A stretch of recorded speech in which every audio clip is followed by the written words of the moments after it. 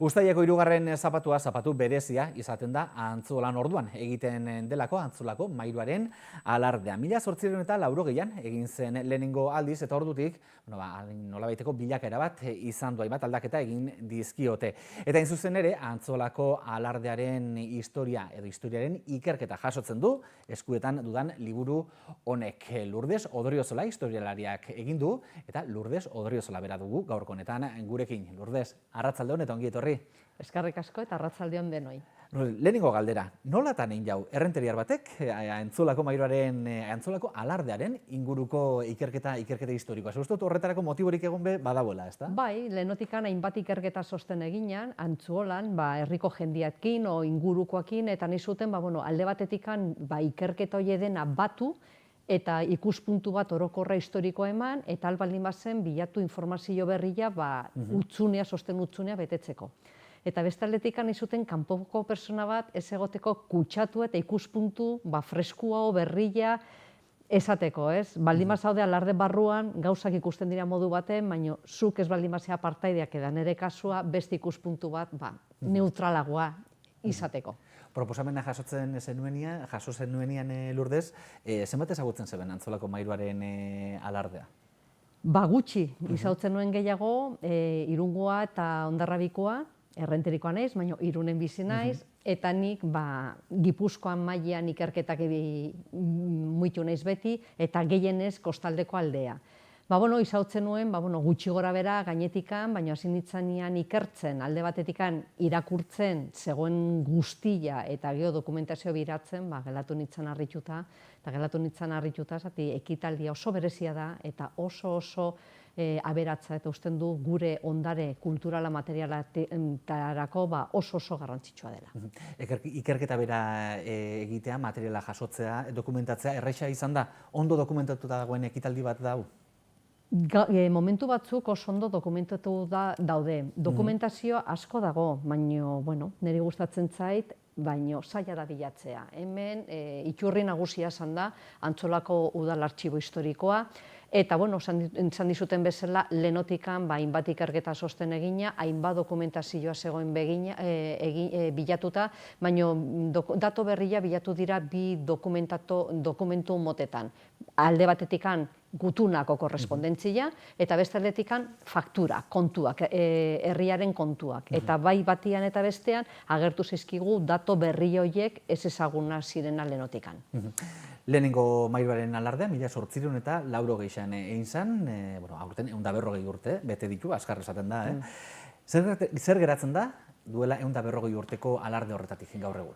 Ospakizuna, antzerkia o jaialdia aldaketa batzuk esan du, baina oinarria hor jarraitzen du. Ospatzen da, herritarrak bataila baten partaidea zantzirela eta irabazi zutena, balde junkerakoa, sortutakoa 1908an, beste aldetik hande gogoratzen da, nolakoa ziren alardeak Euskal Herrian, eta azken finean, sustraia hor dago, antzerkia, joan da egokitzen urtean zehar, gizarteren aldaketak, eta nik usten dut aldaketa horiek sortu direnak 150 urte hauetan, guandikan egiten dutela ekitaldi hau aberatzago izatea.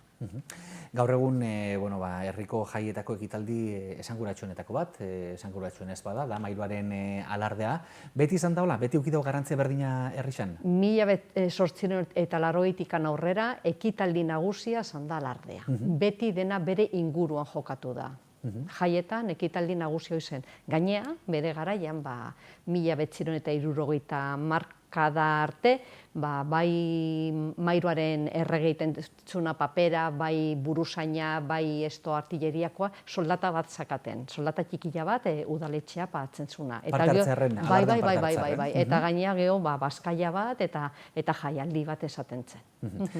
Esan dute hasieran uztaileko 3. larun batean, 3. zapatuan egiten dela, Antzolako mairuaren alardea, baina hori zerbait barrixa da, ezta? Bai, hori hasi zen, hasieran esaten zen San Agustin egunean, abuztuaren 28an, zati egun horretan ospatzen ziren herriko jaiak, Baina 1980an, 1976 aurrera berrikuntzak hasten dira, lehenengo aldaketak hasten dira, eta 1980an da lehenengo urtea alarde egiten dela uztailean. Eta arrazoi esate dute, gustuan jende asko herrikoa ez zegoela herrian, eta beste aldetikan zakaten xoxa gastatuta sosten. Eta herriko jaietan 1980an aurrera agertzen da alarde berria, el nuevo alarde. Esan ez berrikuntza batzu daude, eta hemen dago azpimarratuz hori. Ezintzuk izan ziren berrikuntza horrek? Nik berrikuntzak oso nabarmenak esan ziren. 1976an, antzerkia o aldaketa batzuk esaten ditu. Alde batetikan, mairuaren erregea ez da zapaltzen, eta bukatzen da eskua emana buruzainarekin.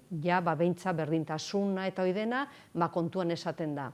Beste aldetikan urte horretan bai, eta usten zen 2 urte beranduagoa zantzela, sartzen dira ekitaldian Iparragirreren bertsoak euskeraz behakintzuna kantu baten.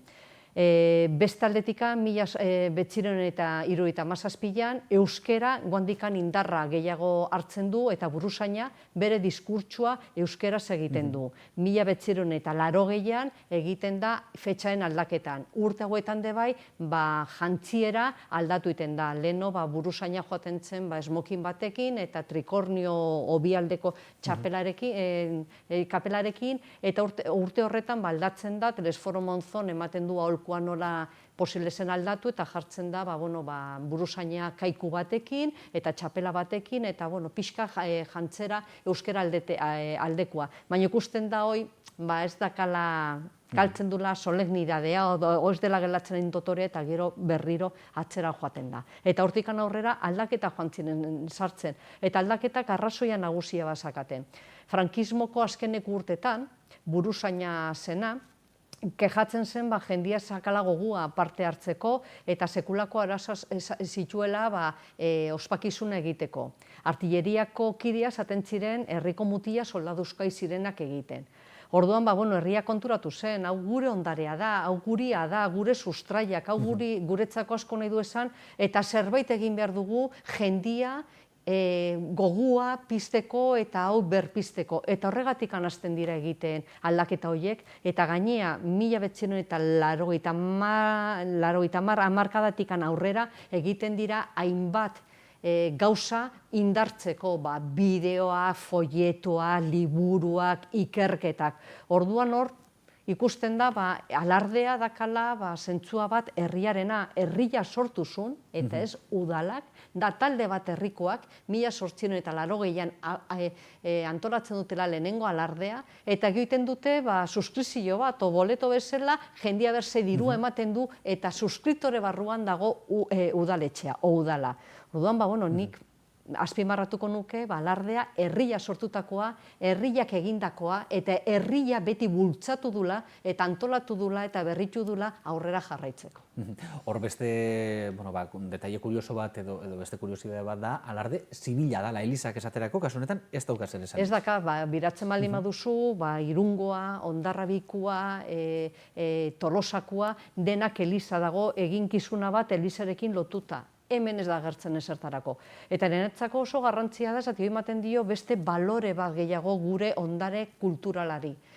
Gaude 19. mendean eta atzo arte Eliza gizartean sekulako garrantzia, sekulako papera esan dula. Eta antolatzea, horrelako ekitaldi bat, egon gabe Eliza eta frankismoan ikusitak poderea politiko Frankoaren garaian eta podere erligiosoa batera sostela ez hartzea, guandikan ematen dio originaltasuna handiagoa.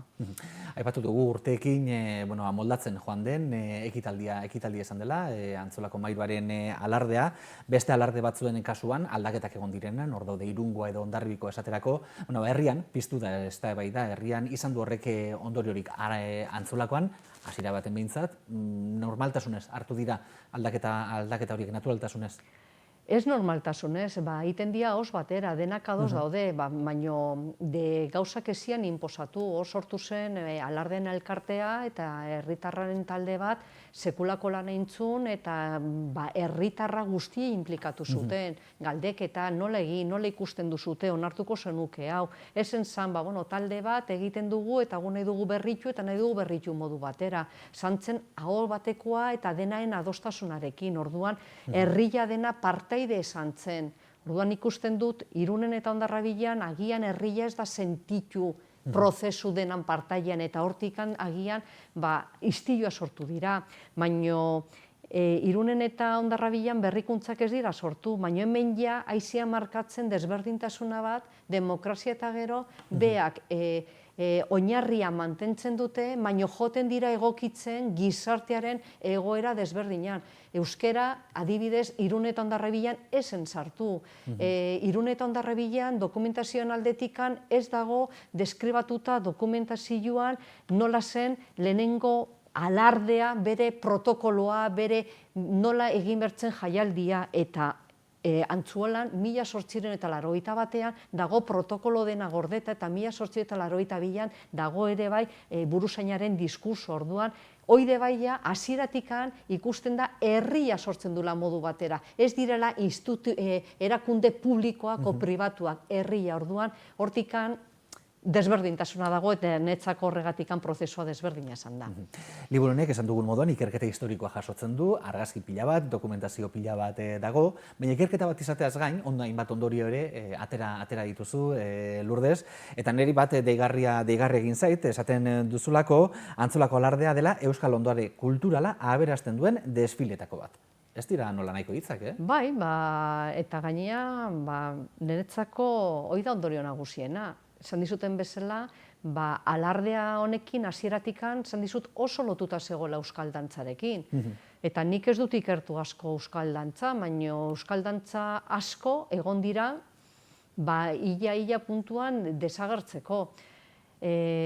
Liburu eginta gero, Antzuola bihurtu da ilan ere bigarren itxia, nago antolatzen artxibo historikoa, eta hor ikusten da nola herriak pagatzen du maisu batei, herriko umiai, euskal dantza erakusteko. Orduan ja, dakagu oinarri bat, sustraia bat, ekitaldi bat, dantzarena kulturarekin lotuta, alardea balio izan du indarrean jartzeko. Eta gero euskara, gaude 1900 eta 1976an sartzen dugu Iparragirren bertsuak, euskaran daude, 1977an euskara sartzen da diskursuan. Orduan beti esan da, esan du kutsu bat kulturala oso indartsua eta nik usten dut gure ondare inmateriala lehenengo mailakoa dela alarde hau. Bukatzeko Lourdes liburua kaleratu berria da, labaitek atera berria, zuzeuk ere gaur esan duzu, eskuetan lehenengo aldiz.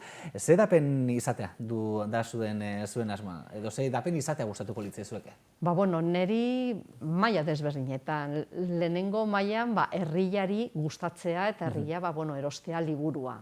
Gero, eskualdea, Euskal Herria, eta teatzen baldin bada kanpora, hobeto, helburua da, ez dakigu zepean aurreago, oide bai formato digitalian esatea, jende gehiago iristeko. Baina bereziki, nahi gustatuko litzake, herriari aiatzea eta herriantzako gustokoa esatea liburua. Lourdes Odriozola, eskerrik asko, gaurko honetan geurekin egoteagatik, eta beste bat arte. Zuei, mila esker.